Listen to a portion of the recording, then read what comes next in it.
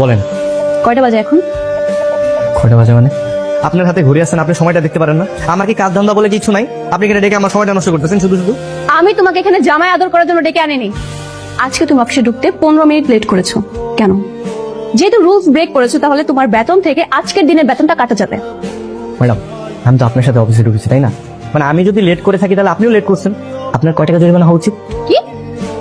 আমি অফিসের মালিক, আমি কখন আসবো কখন বের হব সেটা আমার ব্যাপার। শেফ সাহেব, কি হয়েছে আপনার? আপনি কি বেশি খারাপ লাগছে? শেফ সাহেব? আরে ওনার কি হয়েছে? রায়হান স্যার, শেফ সাহেব হঠাৎ করে অসুস্থ হয়ে পড়ছে, মনে হচ্ছে প্রেসার ফল করেছেন। এখন তো অবস্থা বেশি একটা ভালো না। এই ওনার ধরো, তাতে ডাক্তার কাছে নিতে হবে।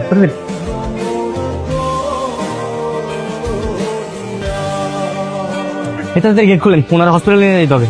হসপিটালে যাইতে হবে, অ্যাম্বুলেন্স খবর দেন। আর ভাই ইমার্জেন্সি যাইতে হবে, অ্যাম্বুলেন্স আসতে সময় লাগবে, আপনি গেটে খুলেন না। ভাই ম্যাডামের হুকুম ছাড়া এই গাড়ি বাইরে বাইরে করা যাবে না। কি করেন উল্টা পাল্টা কথা? ভাই সারণ তো। আরে এই, আরে ভাই বুঝতে পারতেছি না, পরে চুপ থাকেন, আর ভাই আমার চাকরি থাকবো না বললাম তো। বলছি না চুপ থাকেন।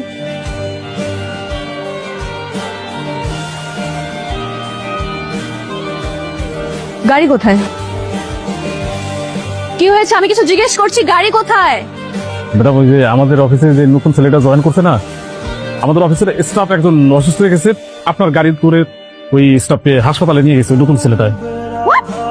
আমার গাড়ি কি অ্যাম্বুলেন্স নাকি যে রুগীকে আমার গাড়ি করে নিয়ে যাবে? বিশ্বাস করেন ম্যাডাম, আমি চাবি দিতেছেন, আমার কাছ থেকে জোর করে চাবিটা নিয়ে গেছে। আপনি তুই না দিলে জোর করে নিয়ে যায় কি করে? তুমি আগে কেন বললি না? হ্যাঁ, ডাক্তার বলেছেন স্বাভাবিক আছে, কোনো সমস্যা নেই। ম্যাডাম, আপনার গাড়ির চাবি।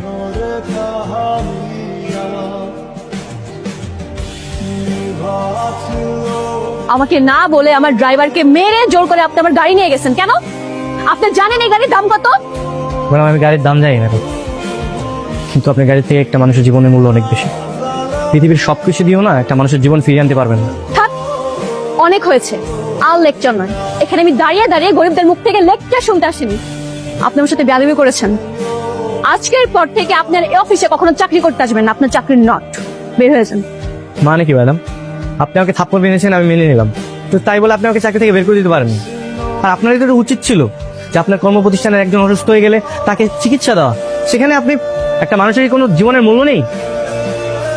অফিসের মালিকের মেয়ের সঙ্গে আমি প্রেম করব? আপনি কি পাগল হয়ে গেছেন? কেন?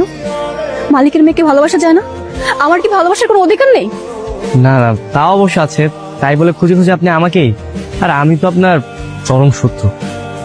দেখো, তুমি আমার সবার সঙ্গে চোখ খুলে দিয়েছো। সবার সাথে আমি কত খারাপ ব্যবহার করতাম। ছি, সবাই আমাকে এতটা ঘৃণা করতাম, কখনো বুঝতেই পারিনি।